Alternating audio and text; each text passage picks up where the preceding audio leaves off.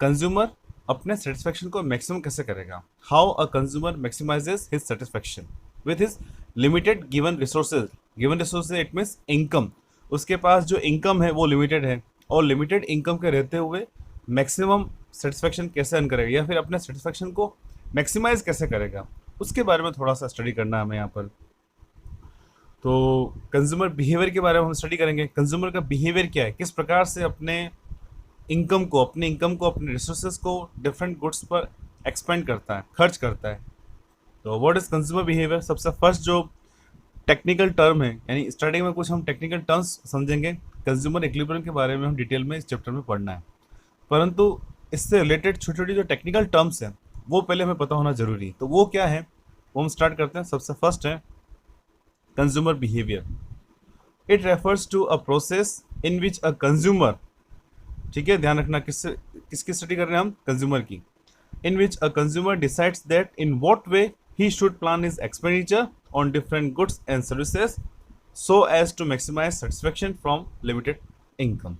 यानी उसके सेटिस्फेक्शन को क्या करना चाहता है वो, मैक्सिमम, और उसके पास इनकम क्या है, लिमिटेड है।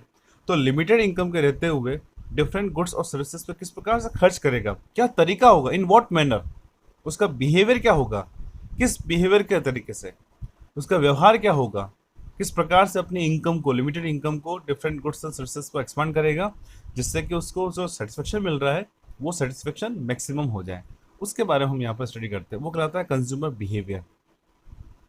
Now next, assumption of theory of consumer behaviour. अब हम यहाँ पर कंज्यूमर से रिलेटेड थ्योरीज, लॉज हैं, उनकी स्टडी कर रहे हैं, मगर हमने भी यहाँ पर कुछ एज्यूम किया है। एज्यूम क्या है, इन जनरल कंज्यूमर जो है बहुत सारी गुड्स एंड सर्विसेज कंज्यूम करता है। अगर हम सब गुड्स एंड सर्विसेज को यहाँ पर लेकर कंसिडर करेंगे, उसकी स्टडी करेंगे, तो पॉसिबल नहीं है, क्योंकि अलग अलग कंज्यूमर की अलग अलग टेंडेंसी होती है।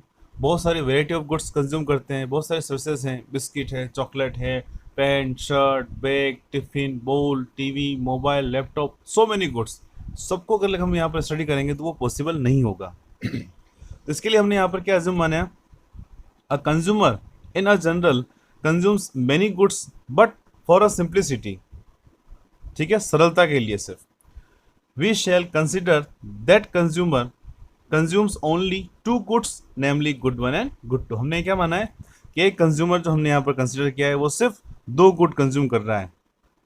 He consumes only two goods, good one and good two, बस सिर्फ दो गुड कंज्यूम कर रहा है, इसके अलावा और कोई गुड कंज्यूम नहीं कर रहा है। तभी हम यहाँ पर जो स्टडी करना चाहते हैं वो अच्छे से हो पाएगी।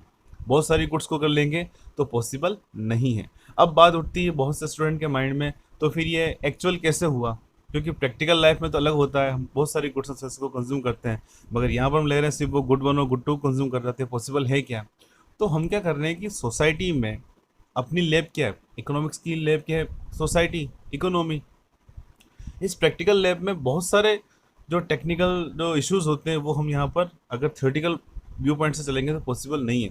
हमने मार्केट में कंज्यूमर के साथ क्या हो रहा है उसको समझने के लिए पेपर पर हम थ्योरीज और लॉज फॉर्म कर रहे हैं। तो कुछ ना कुछ एजम्पशंस हम यहाँ पर मानते हैं। हमने कुछ लिमिटेशन कर दी, सरलता के लिए यहाँ पर लिमिटेशन कर दी कि कंज्यूमर सिर्फ दो गुड कंज्यूम कर रहा है, good one and good to.